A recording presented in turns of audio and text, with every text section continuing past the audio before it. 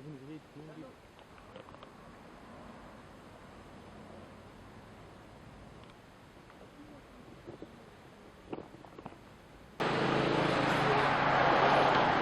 you ready?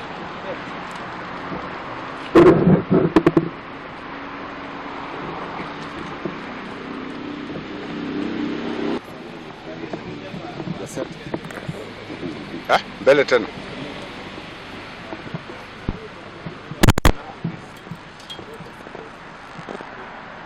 And the diaspora, summons were issued to Pastor Ezekiel to come to Senate. He has come to Senate. There are ongoing court matters that gag him from talking about the matters in court. But this is not the matters in court. These are an inquiry of Parliament which allows him to talk why he has been. It is his day, but before that we'll have Pastor Mwiru to lay the basis on why Pastor is here, and then Pastor Ezekiel will address the media. 13th day, Friday, October 2023. We are here with Pastor Ezekiel because he has been summoned by the Senate to come and explain himself. Since I am the spiritual father to Pastor Ezekiel, it was important and imperative for me to be with him, as I have been with him even from when troubles and all other persecutions started. Our coming here today is a depiction and a confirmation that we are law-abiding citizens. From when these things came up until today, we have been complying with everything that the government has put forward that it should be complied with. So we are here to say that Pastor Ezekiel will always abide with the requirements of the Constitution. We are praying for this nation. We are praying for the government. We are praying for the light of the gospel to be shed to all and sundry. In fact, we are not bitter. We are here just to tell the whole world who Pastor Ezekiel is, what kind of doctrine he stands for, and by the end of it all, our prayer is for him, so that any other legal issue arising, they will be there to enlighten the Senate committee, the nation, and everybody who cares to hear about who Pastor Ezekiel is. Thank you. Bishop Mwiru is my spiritual father. Just as he has stated, he has been with me since I got born again and since the conception of the ministry. And he has been there ever since till now.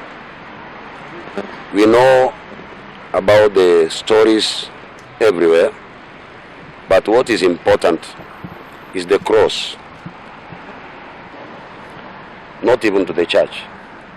And this is the only time that the church can defend the cross. It is not about me, it is about the gospel. And today is a day that we talk about what happened and the future of the gospel.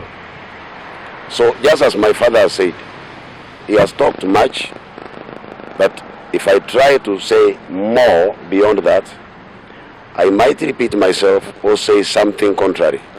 But it is about the cross, it is about the gospel. Wait for the truth in the Senate, and the truth shall set us free. That is my position. The legal to escort our client to the Senate in compliance and obedience to the summons that were sent to him on several facets of what the Senate ad hoc committee that was formed is investigating about. There are thematic areas that the Senate wants to find out from Pastor Ezekiel, and more particularly the issue to do with this church, the source of funding, when it was started, the source of funding, how they received their funds, the TV station that it also forms part of the issues that are before the court, and his views on regulation of religious organizations and the gaps that are apparent in the law governing religious institutions. So those are some of the thematic areas that the Senate ad hoc committee wants to find out, and we are armed with the law, of course, to tell the Senate of how this rollout of the religious institutions run. And what we want to inform the Senate is that the New Life Church and Prayer Center is a registered society, is a church where the membership are drawn from all over, and the pastor here is just the head of that whole congregation, and that is what we want to tell the Senate, that there is no way that this church, Pastor Ezekiel's church, is connected with the Pastor Mackenzie and any other issues that have been happening which are criminal in nature, where the church has been painted in bad light. So that is why we're getting in to tell them that this New Life Church and Prayer Center is a church that follows the law, is a church for all, and is a church that welcomes people of all, cadre and gender to get there to do their worship. So apart from those issues, the thematic areas that they want, there is also a gap, an opening, where they said that we have to explain any other issue that we feel is important in governance of the church and regulation of society. So we are armed with that, of course, and this is what we're going to tell the Senate on how best the regulations and laws that are enacted in Parliament can be able to give a generation after generation, so that we don't look at the church as it is now, but we look at the church 100, 200, 300 years to come. That is what we are going to do in there, and explain ourselves as to how we know it and as to the law that is prevalent. Thank you. I'm in the month of April 2023, and of course World Evangelism TV. Now, as you might be also aware, because these are matters in the public domain, the case was transferred in Mombasa, and then subsequently it had its death, the death of that case, due to an appeal that was filed at the multimedia tribunal. Then subsequently, as you might be also aware, is that we had the reinstatement of the new of the World Evangelism TV that made consequently the case. But most importantly is we filed a judicial review application before my Lord Justice Jairus Nga, where we challenged the decision by the Registrar of Societies to cancel the registration certificate belonging to the New Life Prayer Center and Church for what was termed to be a failure by the church to surrender some of or to file some of its returns since it was conceived in the year sometime 2012 to now. So to cut the long story short is that, well, this church is sitting, is running as it should be. We are hoping that in the proceedings that we are going to be part of at the Senate, that we are going to explain ourselves thoroughly, so that we can put to flight any doubt that is in the mind of the Kenyans, is the mind of the representatives. What Pastor Ezekiel has been doing is responding to the call that he has heard from God. And I am grateful to be in the company of my seniors, and also to be in the company of the newest lawyer in town, who also happens to be the spiritual father of Pastor Ezekiel. Asante sana. He has come. A long-awaited opportunity for Pastor Ezekiel to be able to appear in public in relation to these matters.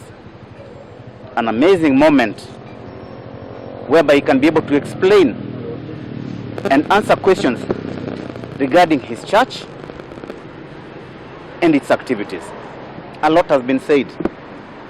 Good, bad, whatever has been said. Today, an amazing group of followers. This by itself brings problems to very many other people.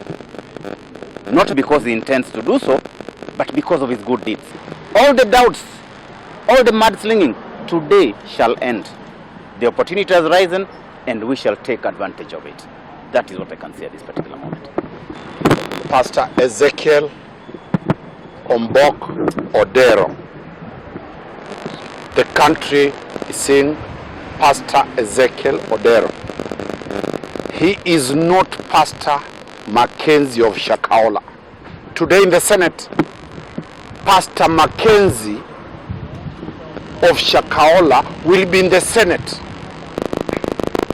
The two, the media should capture the difference between Pastor Ezekiel and Pastor Mackenzie. Summons have been issued for Pastor Mackenzie to be in Senate today. The Kaya elders, where the church of Pastor Mackenzie is situated and where his church. So today is a big day, as Pastor Muiru puts it, that today is a big day. All the stakeholders, those real actors in SHAKAHOLA, those has led Pastor Ezekiel to face this journey. So we will keep everybody posted. You'll also ask Pastor Mackenzie. You'll also ask those Kaya elders. You'll also ask the DCI their version of the story, whether there is any evidence. I said Pastor is as clean, as white as his clothes. Pastor is as clean, as white as his clothes. He is religious and honest to his God as this Bible. And that is why he has come to clear his name. He has a duty to clear the name of the church. Thank you very much, and we'll keep you updated. Thank you.